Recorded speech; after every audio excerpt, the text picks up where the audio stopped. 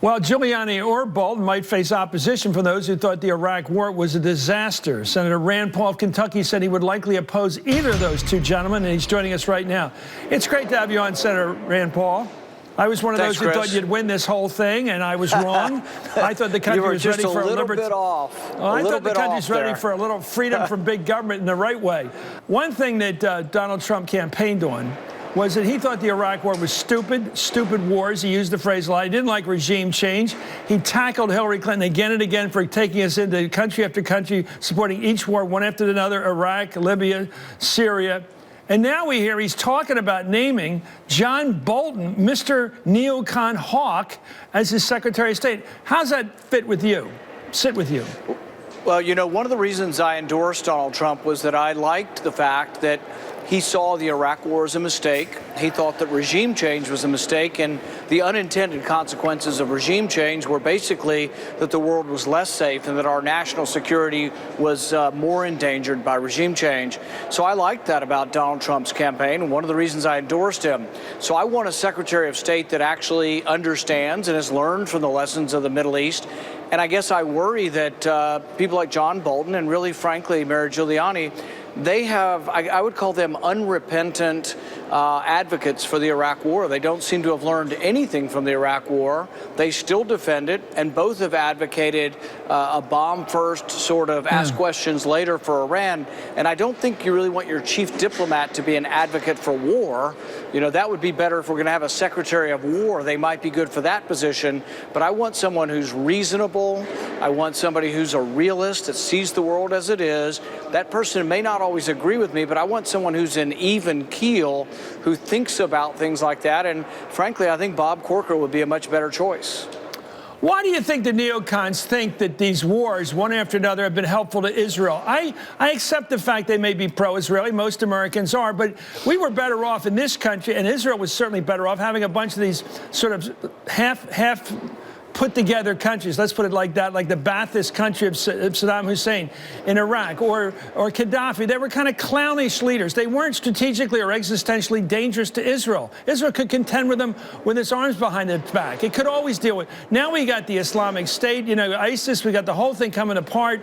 And Israel's much more in danger with Iran, with no buffer between Israel and Iran. Why do people who say they're for Israel, and may be for Israel, put Israel in such a vulnerable state like it's in now compared to where it was? That's my thinking. I think one of the things is that people fail to understand that Israel's a very pluralistic nation. They have a variety of opinions. If you go over there, they have heated debate. They're a real democracy. And there have been many people. Dagon, who is a former head of the Mossad, came out and had a much different opinion than the ruling government. So they're a very pluralistic country.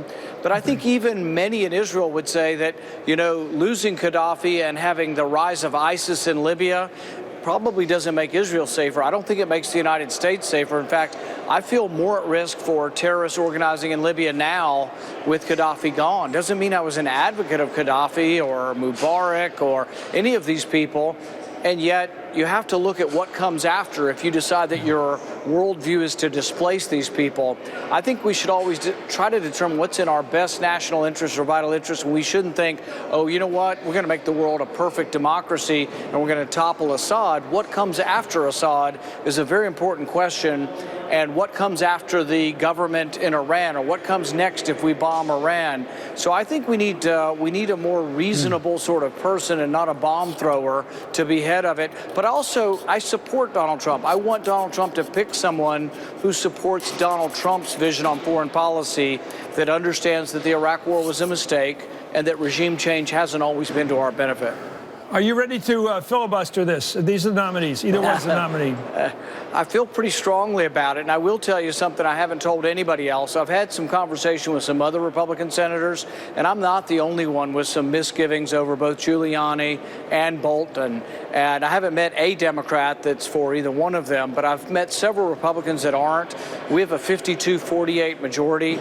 All it would take with 2 or 3 Republicans to say that they can't go along with Giuliani and can't go along with Bolton, that I think you'd find there are some that I think would sail through. Frankly, I think Senator Corker would go through. I probably met 15 Democrats in the last 2 days that said they would vote for his confirmation, but they are very, very worried about Bolton, very, very worried about Giuliani. Can you defeat him in an up or down? Can you hold him to less than 50 votes? It means you'd have to have 2 or 3 Republicans. And like I say, I'm one, and I think there are 2 or 3 other that I met with today that I would say that the best way to describe them is profound misgivings about either Bolton or Giuliani. You know, if Giuliani is a great friend of the president-elect, maybe there could be another position in the cabinet that weren't putting him in a place where he's at odds with the president's vision on foreign policy. Thank you so much, Senator Rand Paul of Kentucky. Thank you. He's just been reelected. Thank you. The Washington Post today reported on how big a change a Trump presidency could mean to one of the most unstable regions.